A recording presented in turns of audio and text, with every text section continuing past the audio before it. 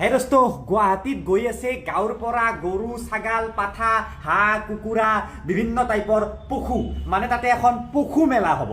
গুৱাহাটীৰ খানাপাৰাৰ ওচৰত যি তাজ ভিভান্তা আছে, ভিভান্তাৰ ওচৰত যি ফাৰ্ম গেট আছে, সেই ফিল্ডত ৫, ৬ আৰু ৭ জানুৱাৰীত এই পশু মেলাখন হ'ব। বিভিন্ন পশুপালক আহিব, বিভিন্ন বেংক আহিব, লোন লোৱাৰ পৰা কিবাৰ পৰা চব কিবা কিবি থাকিব। তাত আপোনালোকে গৰু চাব পাৰিব, বিভিন্ন খানা খাব পাৰিব, কিবা কৰিব পাৰিব। ময়ো যাম সঁচাকৈ কৃষকসকলক মানে সেই কৰিবৰ কাৰণে, ইনস্পায়াৰ কৰিবৰ কাৰণে এনেকুৱা মেলা পাতিব লাগে। আমিতো বিভিন্ন মেলাত গৈ থাকোঁ, এইবাৰ আপোনালোকে পশু মেলাত গৈ চাওক কেনে এটা মজা পায়।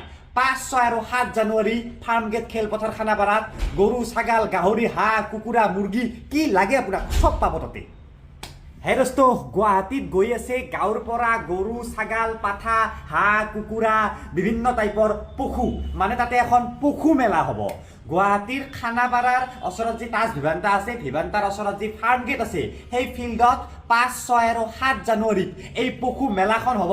বিভিন্ন পশুপালক আহিব, বিভিন্ন বেংক আহিব, লোন লোৱাৰ পৰা কিবাৰ পৰা চব কিবা কিবি থাকিব। তাত আপোনালোকে গৰু চাব পাৰিব, বিভিন্ন খানা খাব পাৰিব, কিবা কৰিব পাৰিব। ময়ো যাম সঁচাকৈ কৃষকসকলক মানে সেই কৰিবৰ কাৰণে, ইনস্পায়াৰ কৰিবৰ কাৰণে এনেকুৱা মেলা পাতিব লাগে। আমিতো বিভিন্ন মেলাত গৈ থাকোঁ, এইবাৰ আপোনালোকে পশু মেলাত গৈ চাওক কেনে এটা মজা পায়।